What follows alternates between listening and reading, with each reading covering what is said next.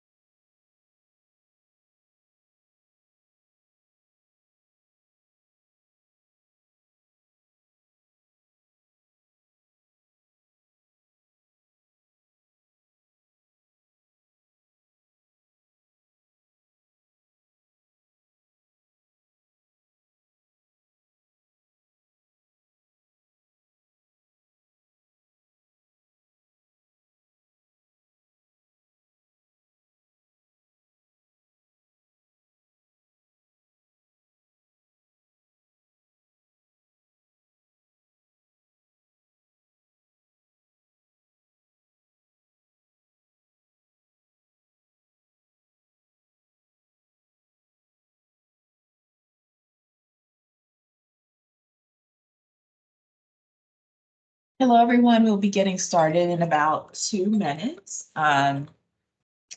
we'll get started in about 2 minutes. Still trying to help a couple of people log on, but we'll be getting started very shortly. So please just hang tight. Thanks.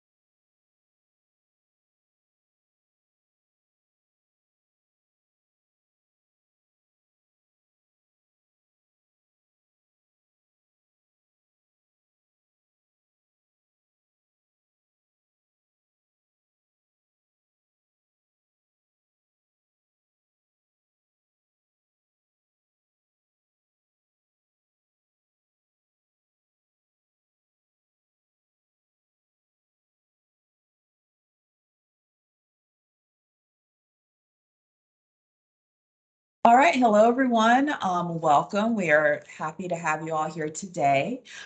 Today we are going to hear about the SBIR and STTR grants program that stands for Small Business Innovation Research and Small Business Technology Transfer Program. And so I know that's a mouthful, but our speaker today's name is Tyler Tatum, and he will explain to us more about that.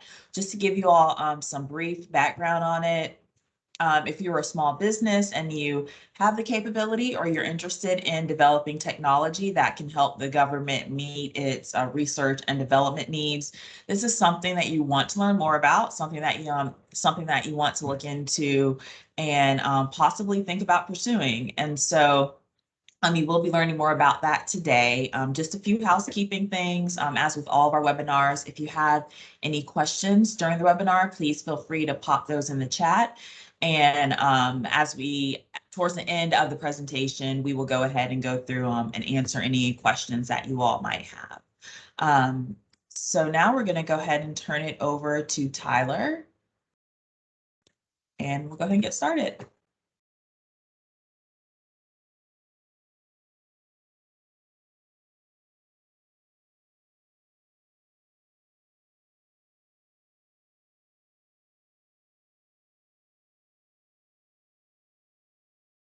See, Tyler, I think you're still muted.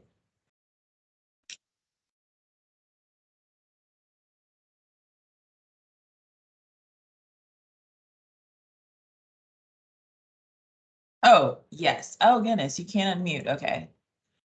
Let's see.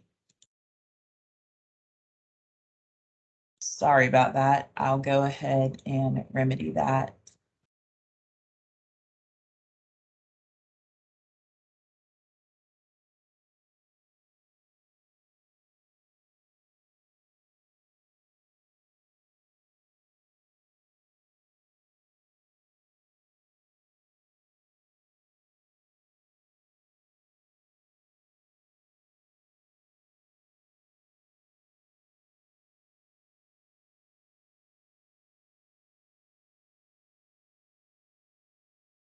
Okay, please hold on, everyone. 1 minute. Let me go ahead and get Tyler set up. 1 second.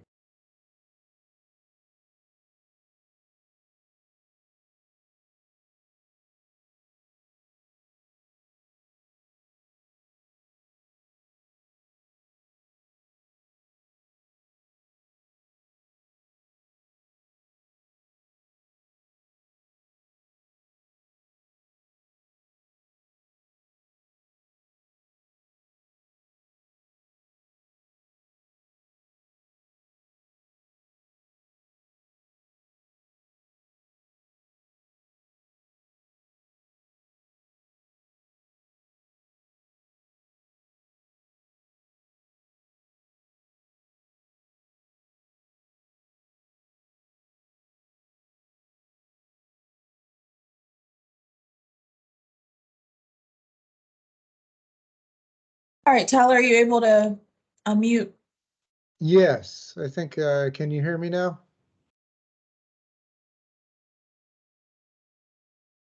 Can you all hear me now?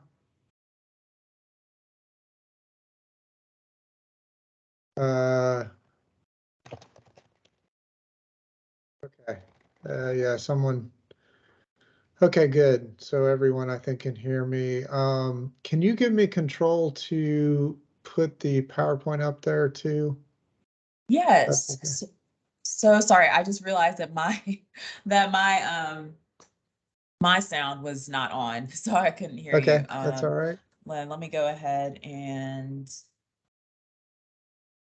control for that.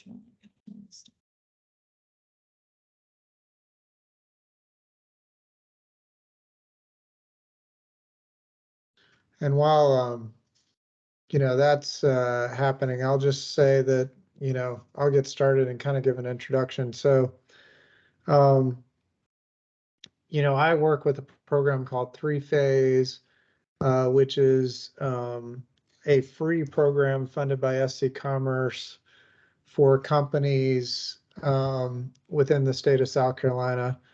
And so we help with pursuing this particular pot of money called SBIR or STTR funds. And I'll get into a lot of the details there, but the good news is that for companies in the state of South Carolina, we can essentially walk you through the process of putting a proposal together and going after this pot of money. So that's a quick way of introduction. Me and my team have not only worked on many different proposals, but also run companies that have had SBR, STTR funding. So we have a long history of working with the program and understand all the different intricacies of the various agencies and how they give out the money. So I'll go into some details there. Perfect. Tyler, when I am not able to figure out how to go ahead and That's share fine. that with you, so I can I'm just going to share it from my computer and just let me know when to change the slide. Perfect. That's fine. That's fine. Okay. I can definitely work with that. So so diving in, you can go ahead and go to and I want to thank PTAC for setting up this webinar and having us here. Another quick thing is you can go ahead and flip to that slide. I'm gonna keep this presentation fairly, high level and kind of touch on a lot of aspects. I expect that there's going to be questions, if people are interested, and I'm happy to dive at any level of depth, either, during the Q&A or afterwards in a one-on-one call. We're here to help. So if you can go on to the next slide.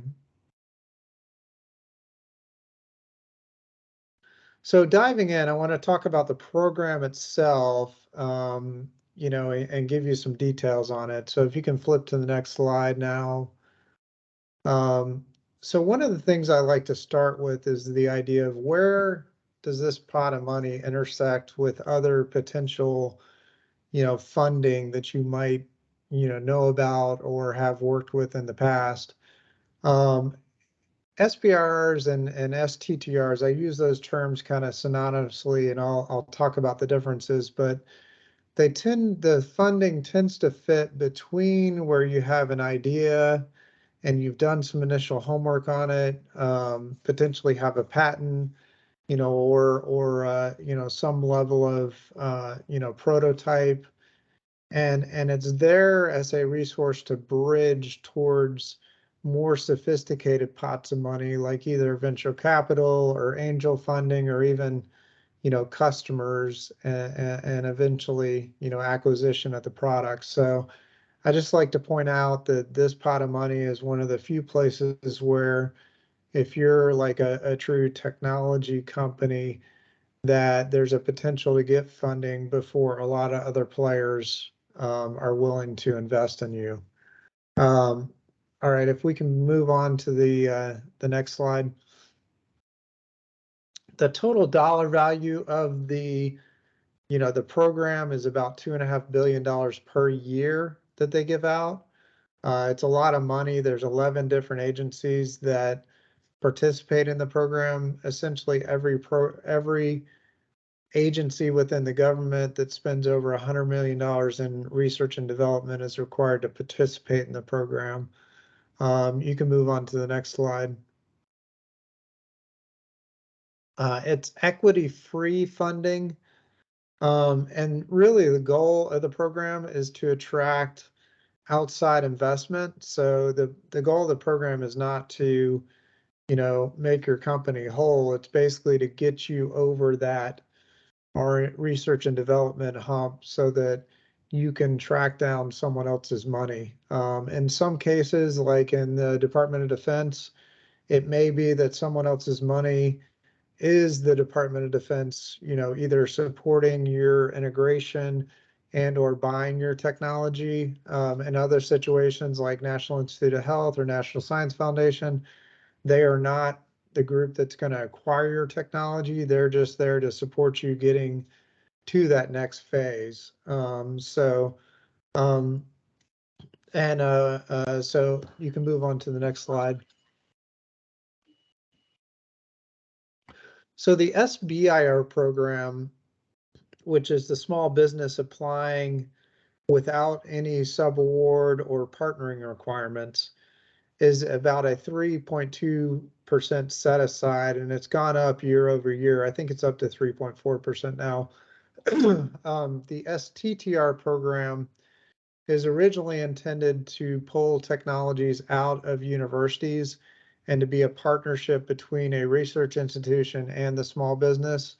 There are certain requirements that I'll go over in a little bit to be an STTR versus an SBIR, but the pot of money is also smaller for an STTR.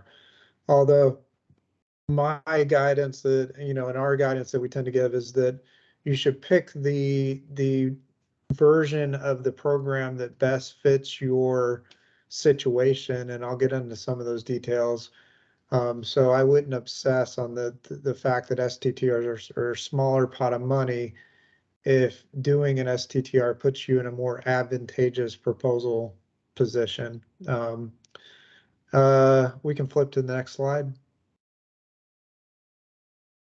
One thing you have to remember whenever you go after R&D money or other money from the government is that you're dealing with government objectives, and it's just a very important thing to realize, because you're going to deal with a lot of situations, especially as entrepreneurs, or people that just seem to have requirements or things that that you have to do that can be frustrating or seem complicated. But at the end of the day, a lot of times in those situations, there's a box that someone has to check, and the best thing you can do is give them the information they need to check that box and move on.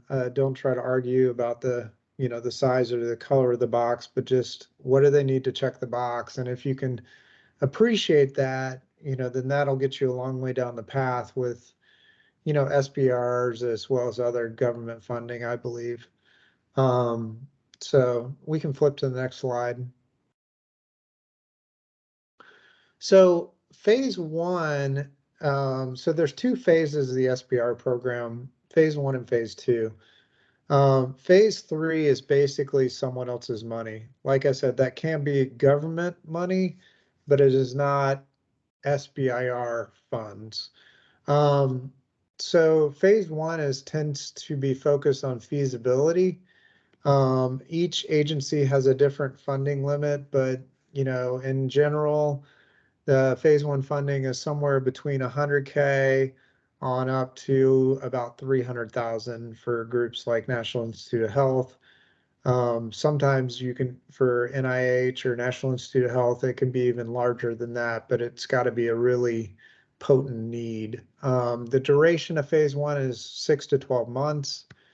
The SBIR subaward limit for phase one is a third of the grant. So you can't subaward more than a third of the work in an SBIR. I'll talk about STTRs in a minute, but I just want to point that out. So that can be a problem if you have groups you have to pull in to do work, and that's going to be a substantial amount of the funding.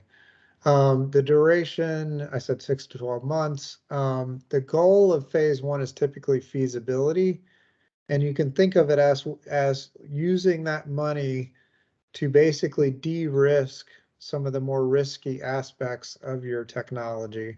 So, think of the questions that if you could answer and say yes or no, they would give you a strong indication of your path forward and make investors and or customers much more excited about what you're doing. Those are the type of things to tackle in a phase one and a phase two. Phase two is, depending on the agency, between 600K on up to, some agencies go up to 2 million. It's usually 2 years across the board, except for some groups allow for 3 years. It's more about product development than it is about just solely feasibility. You're getting into actually building out a product at that point, whereas in phase one, you may just build enough of the pieces and parts to show, that it works in certain situations. The subaward limit in a phase two goes up to 50%. So you have a lot more money, and you also have a lot more money you can spread around. So it's phase two is where you get to do, you have a lot more flexibility at the phase two level. We can move on to the next slide. So STTRs. Again, the original goal of an STTR was, say, a university creates a technology. There's a small business either spinning out of the university or connected to the university that wants to license that. And an STTR is really a way to create a partnership between those two entities to commercialize that technology. It doesn't always work that way. There's a lot of situations, including some of my companies I've run, where I've gone and partnered with the university because they have a certain skill set, or they can run animal models or what have you. They have a certain set of equipment I need. So there are a lot of situations where the small business, through this mechanism, connects up and leverages the university partnership. The key requirements are that the subawardee or research institution must do at least 30% of the work. The small business is still the applicant and controls the relationship with the government, but the research institute becomes a subawardee, and they must do at least 30% of the work. They can do up to 60%. The small business has to do at least 40% of the work, and again, can do a maximum of 70%. So this vehicle can be advantageous for a few reasons. One of the other keys to STTR is that with all the agencies except for the National Science Foundation, the principal investigator can be with the research institution and or the small business. Sometimes, especially with groups that are going after National Institute of Health funding, that can be advantageous, and even some DoD situations, because the PI might ideally be someone who's highly credentialed as a professor, and this allows them to not have to quit their day job, so to speak, or give up a large portion of time to go work for the small business during the project. It can allow them to stay at the university and be part of the subaward and still be PI. Moving on to the next slide. Eligibility. So you have to be a for-profit business, less than 500 employees, including affiliates. The including affiliates can be an issue sometimes when you're investor funded, and that's a whole level of detail that we can get into one-on-one. But ask me if you have questions about that. Independently owned and operated primarily in the US, 51% owned and controlled by one or more individuals who are US citizens. Sometimes that can be an issue. And then the research must be performed in the US. One other requirement is that the PI or principal investigator, again, for SBIRs and for STTRs with the National Science Foundation, must be 51% employed by the company during the project. That does not mean that you have to pay them 51% through the grant or contract. It just means they have to be 51% employed. It's not a good idea to be getting a substantial amount of money through another entity that's not equal to what you get through the small business and claim that you're 51% through the small business. I'll just mention that as a issue I've seen come up sometimes.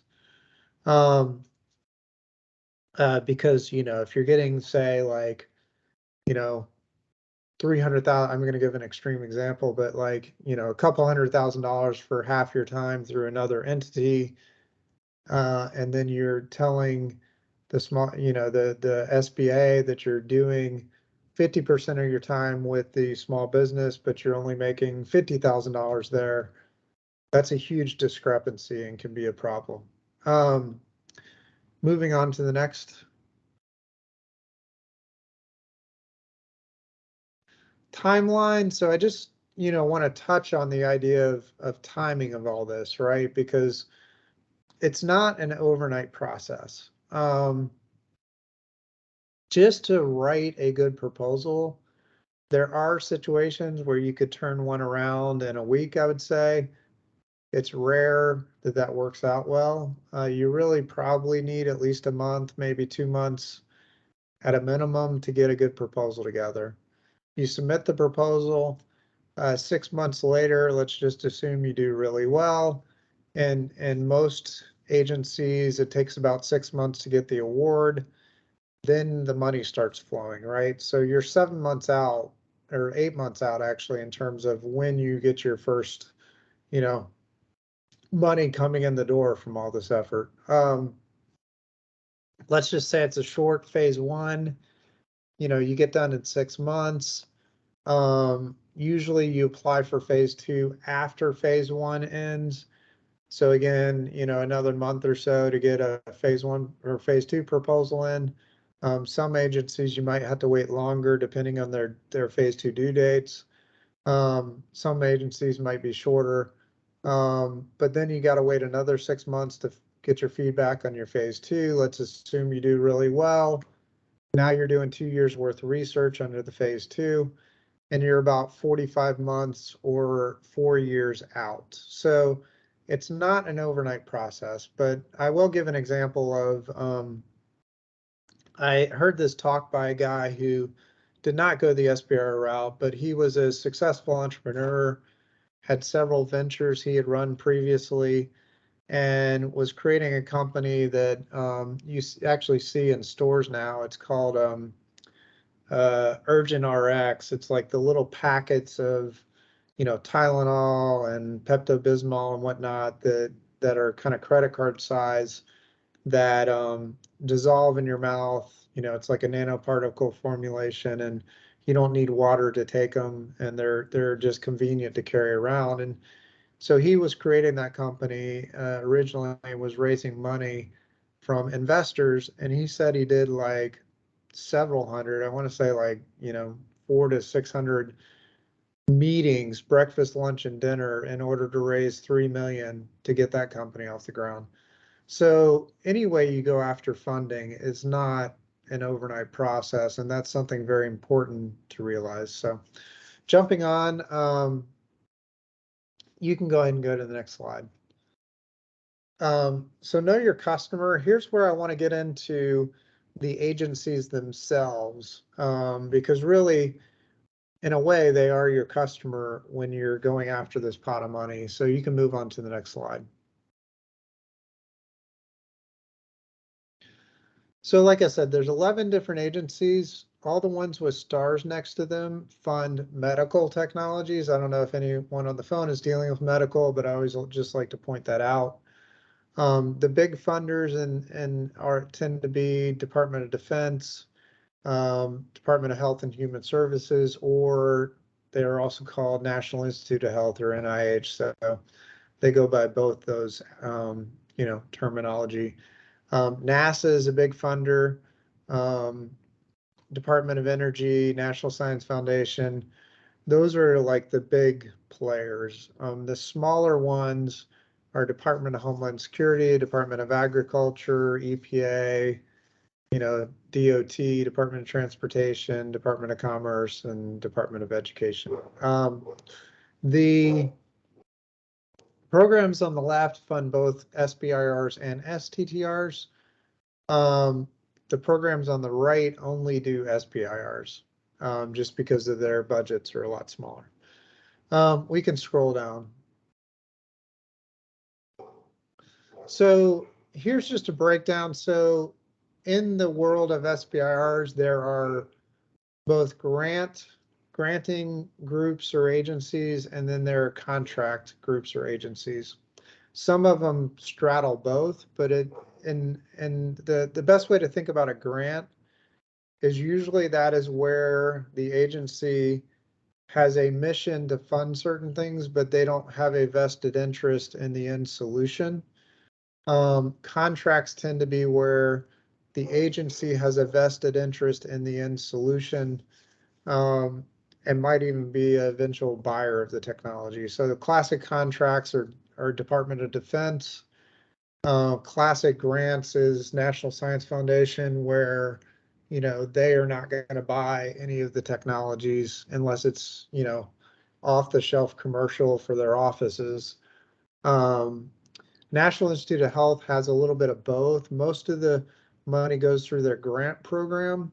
They do have a few contracts, and those contracts tend to focus on things that, you know, like vaccine development or things where the National Institute of Health is actually or responsible for implementing certain things within the government. You can scroll on to the next.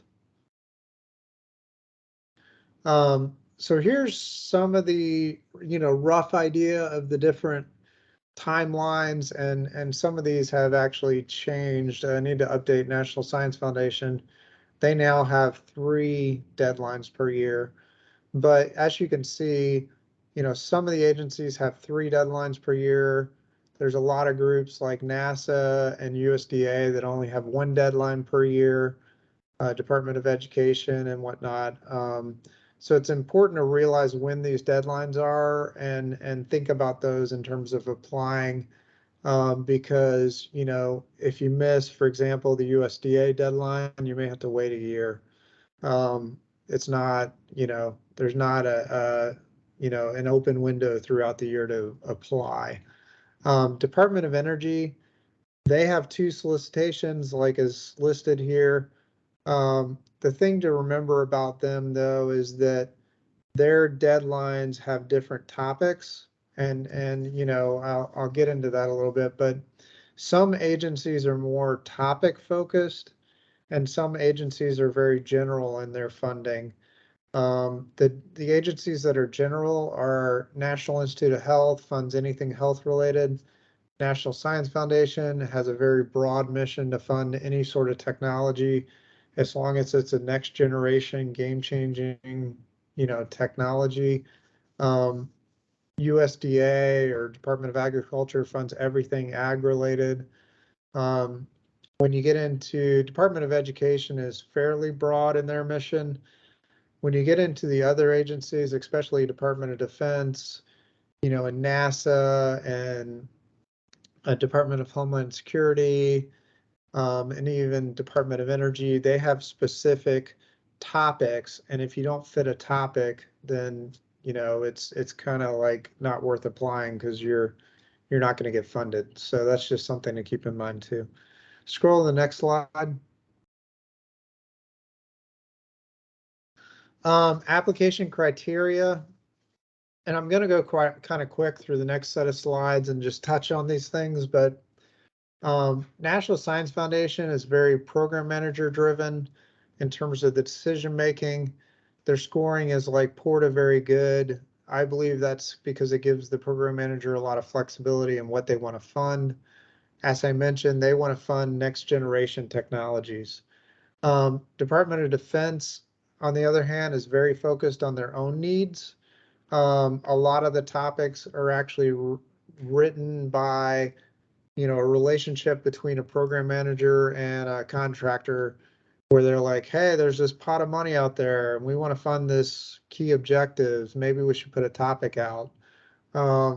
It doesn't mean that you can't win those awards. It just means that they're very focused on specific DoD objectives. National Institute of Health is, and by the way, with DoD, the program manager has a large amount of say in what gets funded.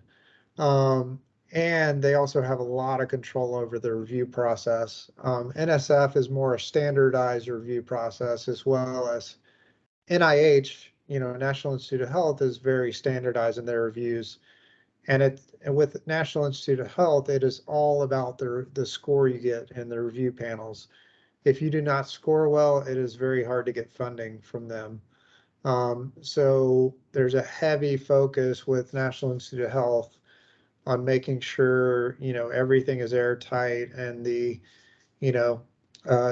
story is very sound and the science is very sound, because reviewers are extremely picky there. And, if you don't get a good score, you're kind of out of the game.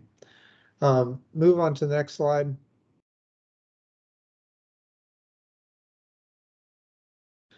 So DoD, I just want to go into a little bit about DoD.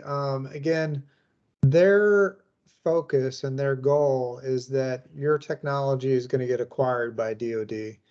There are some exceptions there, but for the most part, they're looking at the commercialization plan being that they end up buying your technology in some shape, form, or fashion.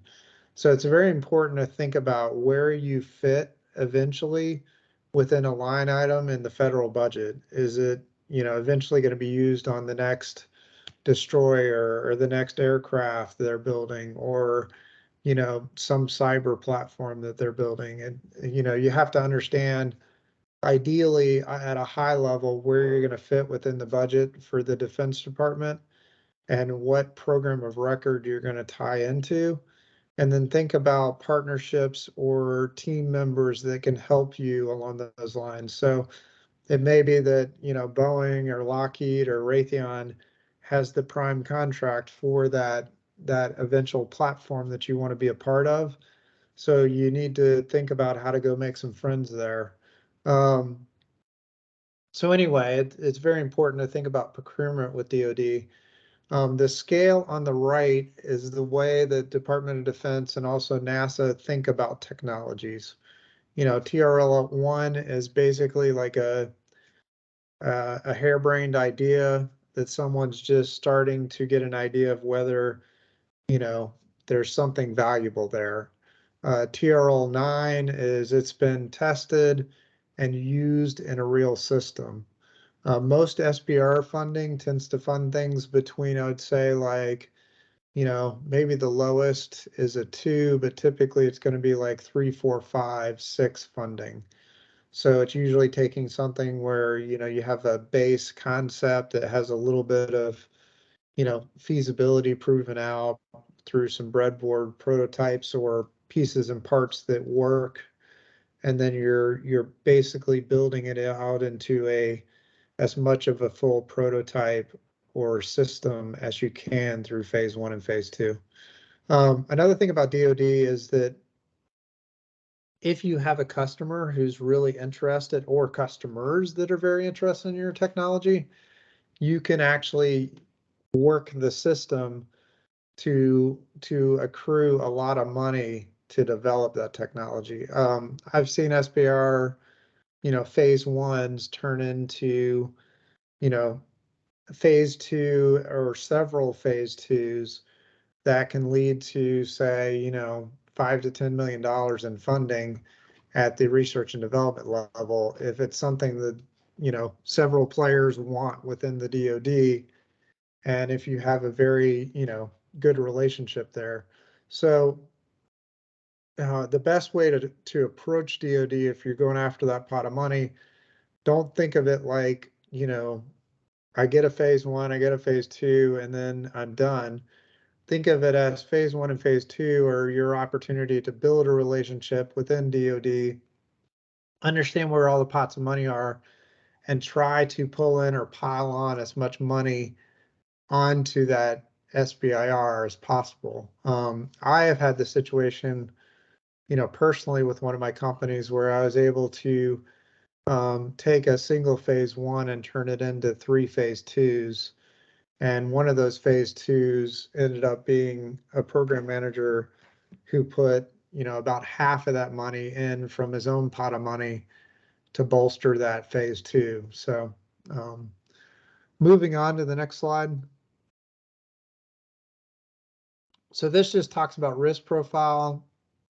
There's several agencies that are more on the, I would say, lower risk side of things. So they'll fund things that are more incremental, but they want to see, you know, very strong team, very strong, you know, preliminary data, and they want to take a next step forward. National Science Foundation is more on the high risk side of things.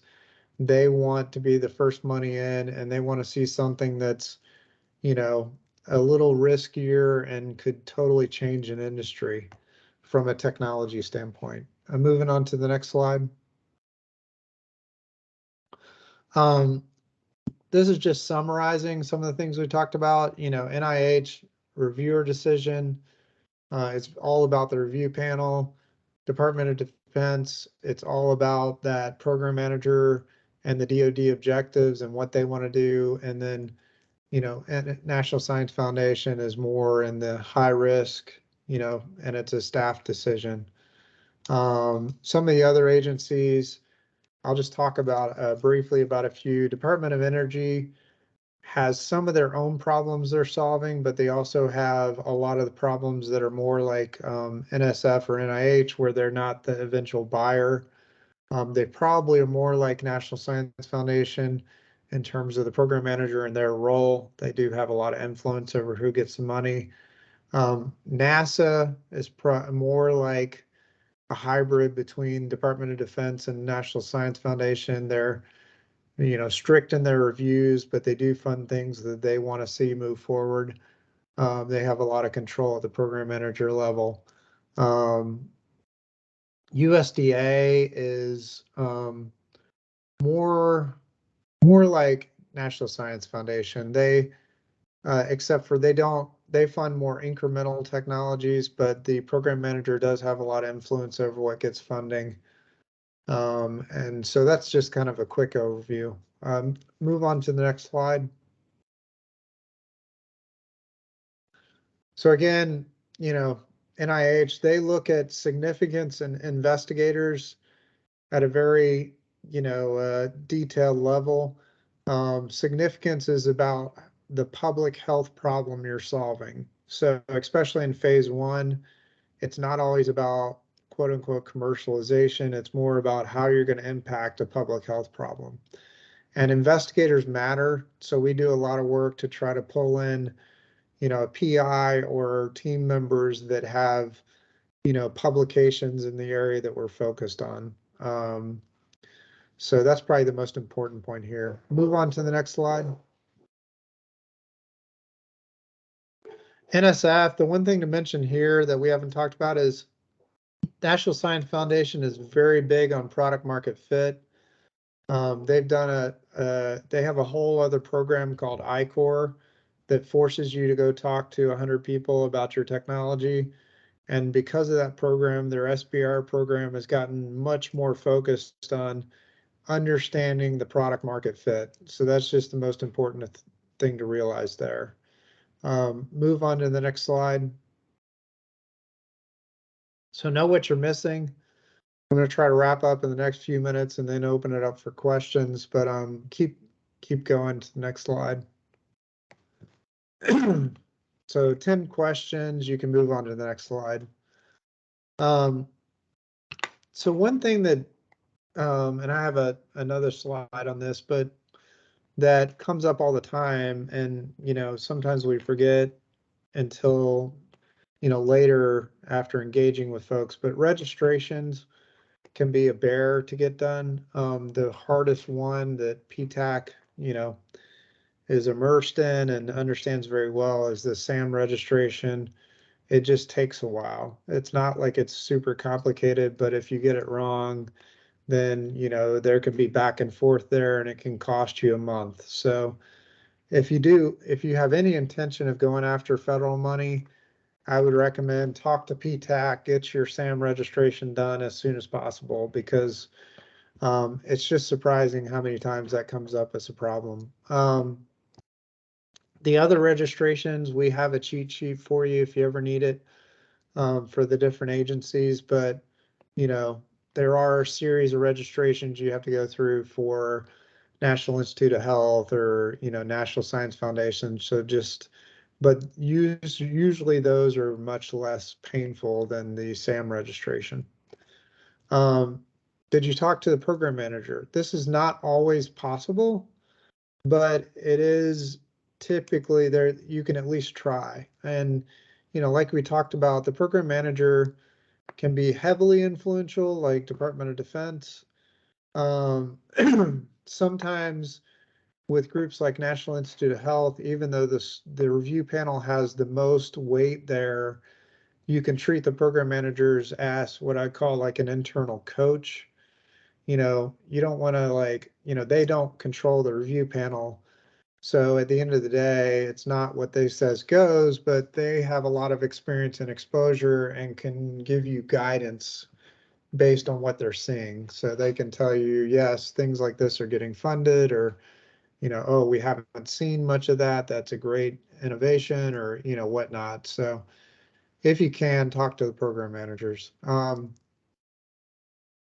and RFPs, if you're working with us, we're going to spend a lot of time. We're going to make sure you're covering all the guidelines in the RFP, but you got to read the RFP every time. We do this all the time, and every time we have to go back and reread the RFP because things change. So just keep that in mind.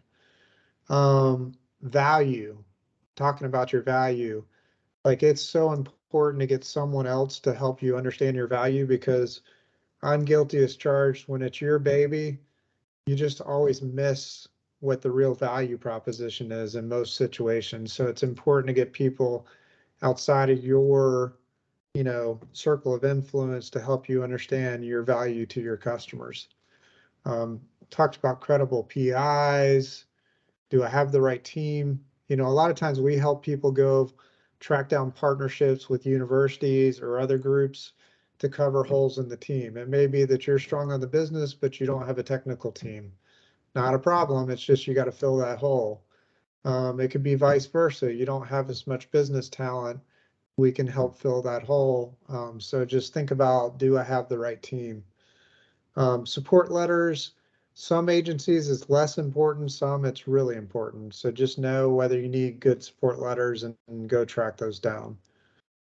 Letters of permission. So You need a letter for your subawards. You need letters for licenses of technologies or option agreements with technologies coming out of universities. Think about those letters that the RFP says you need, and make sure you get those covered. And then, do I have all the required documents? Again, every agency is different, but there are a lot of, you have to make sure you cover all the documents they say are required. Move on to the next slide.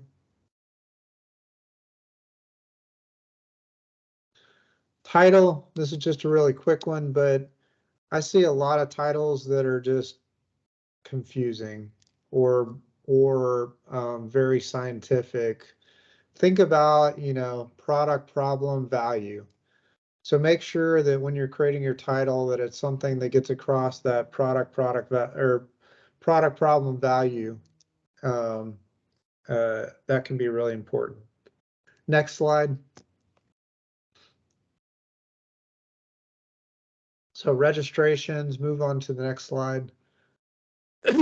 So this is just a quick overview. Like I talked about, you need a company that's, at least has a tax ID number.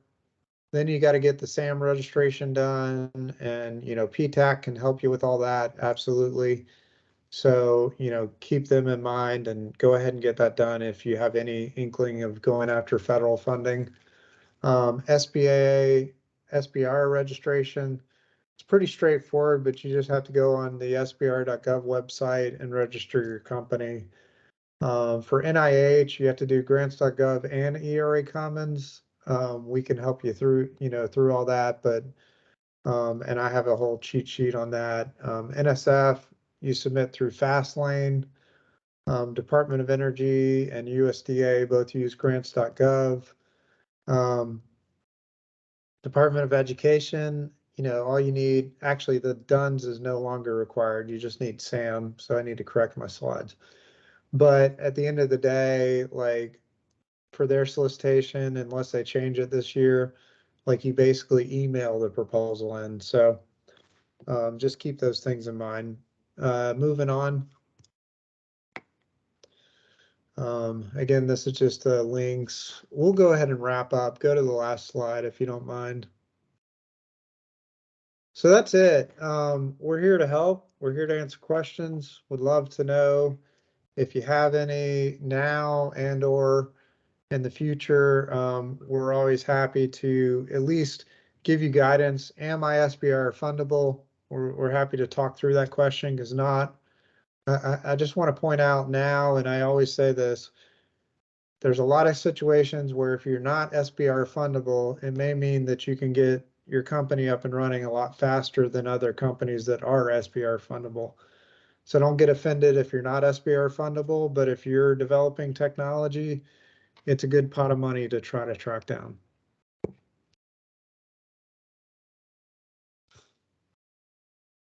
Oh, you're still on mute. I'm Oh, there still you go. muted.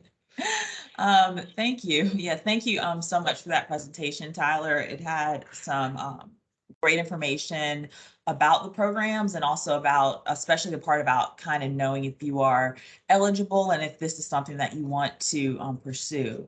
And we do have a question. I'll go ahead and, okay, yes, we do have a question. And it says, what type of things or products do they fund?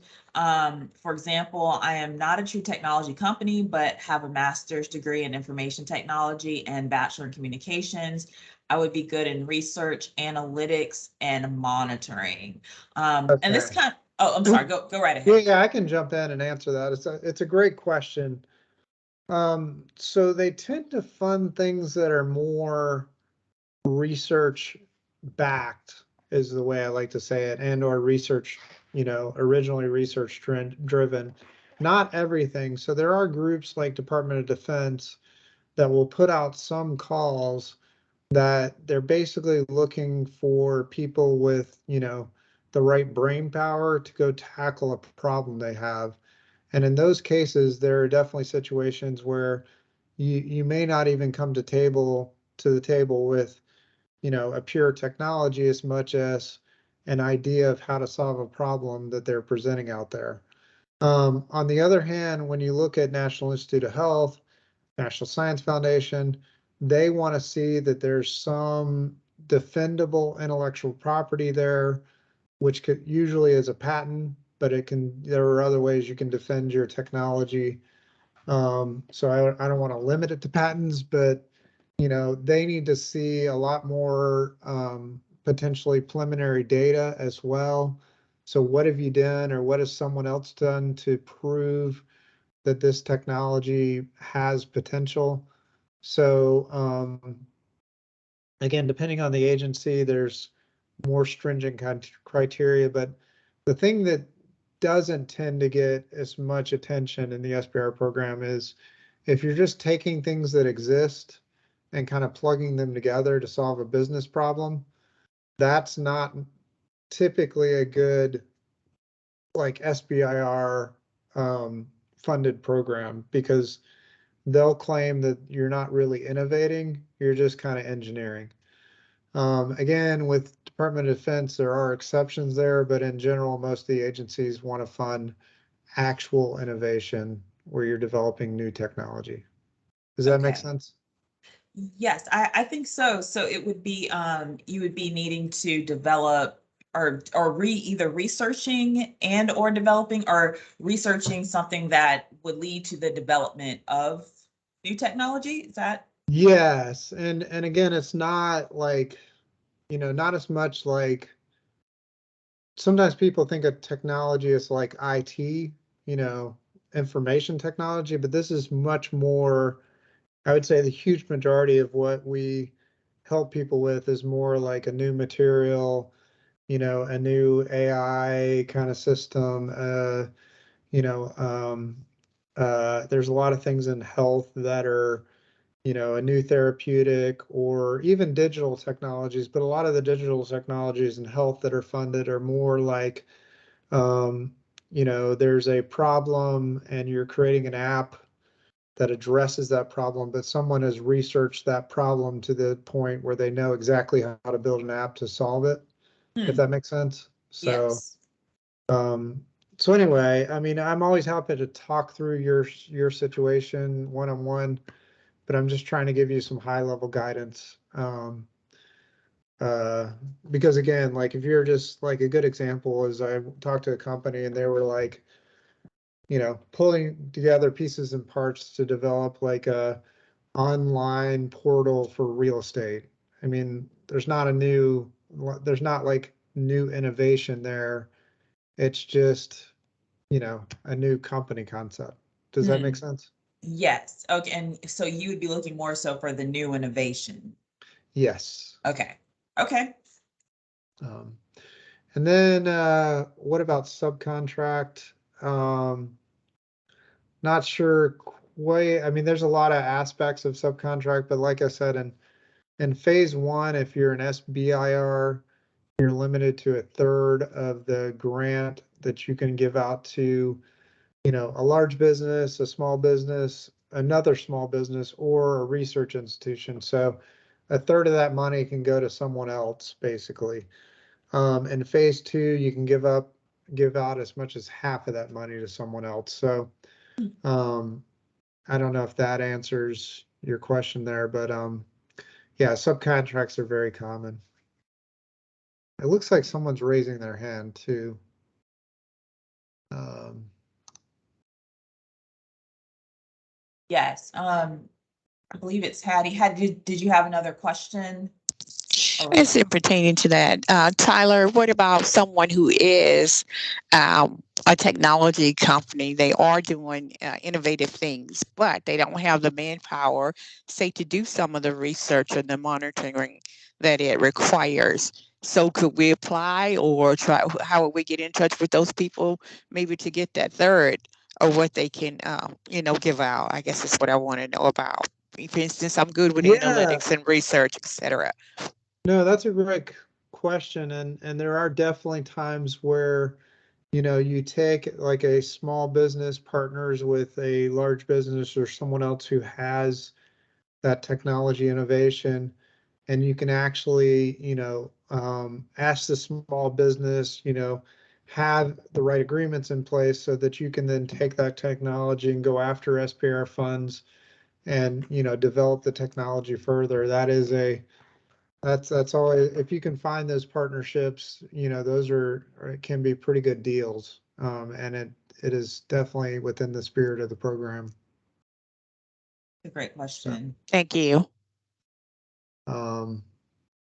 Good. So I don't know, did I see other questions? So far, those are the only ones we have. We have about 2 more minutes. If anyone wants to go ahead and get in the last minute question there for Tyler, while we have him. I've included a link in our chat to the website, 3phasesc.com. As you can also see, is also on here on Tyler's slide. And also this is his email address. So please be sure to take that down as well if you have any follow-up questions or maybe something you think about a little later after this presentation. And if you want to send out like a PDF of the presentation, that's fine too. Awesome. PDF of slides. Yes. Go ahead and do that as well. And I also know we had a couple of people have contacted me saying they weren't able to attend today's, but they still wanted those slides and that information. So Yes. Go ahead and get back to them. And like I said, we're happy to have a quick phone call and discuss your situation. So please keep that in mind. We do that all the time. So we try to be an open resource. And we do, one thing I'll mention too is if, we do have groups that, for whatever reason, don't hear about us until after they, get an agency that's interested in giving them the award. And there's a lot of kind of that goes on between, hey, I'm interested in your funding your company and actually getting the money. You can always feel free to reach out to us during that period. We do a lot of like, here's how to answer all the questions correctly so that the agency doesn't have a problem with your company and gives you the money. So I just want to mention that because, again, it can be kind of intimidating or, some of the agencies are very grueling in their questioning. Some, it's just, you just have to answer it the right way. So keep that in mind. And definitely too, I also want to encourage those of you who are on, and if you're hearing something things sound interesting, just want to encourage you to reach out to Tyler, to reach out to 3Phase SC, because they are able to provide that guidance, and they know what agencies are looking for, and the best way of how to craft your idea, and so they are definitely the experts in that, and so it would be beneficial for you to go ahead and pursue that with them further if it's something that you are interested in. Yeah, and even just to, get a final, like if you don't quite think you fit, but you just want to know, absolutely, like, we'll be very honest with you and say, it's going to be a really tough road to go down. There's other better paths. So we're happy to have that conversation too, because, it does take a lot of work and you don't want to spend a ton of work on these proposals when you're just completely out of the ballpark. So. Yes, definitely. Definitely anything you can do to make sure that before you start pursuing something that it's a good path for you to follow, and please use all of those resources. I see someone, oh, I thought, okay. Hattie says, thank you. Yes, thank you for your questions as well, Hattie. They're great questions and provided clarity on many of the topics. So Good. with that, yeah, we will go ahead. I'll go ahead and end the meeting. For those of you who attended, you will receive a recording. And Grant says, thank you very much. I'll be reaching out soon. So yes, thank you. Please take advantage of, again, take advantage of this opportunity and learning more about it. But yes, thank you so much for everyone for attending today. And we will see you next time at our next webinar. Yeah, thank you so much for putting this together. Yes, this is great. Yeah, again, something that we just want to help get the word out about, and you are one of our partners. So we are definitely happy to help with that. Sounds good. Thank you so much. All right, thank you. Everyone have a great day. Take care.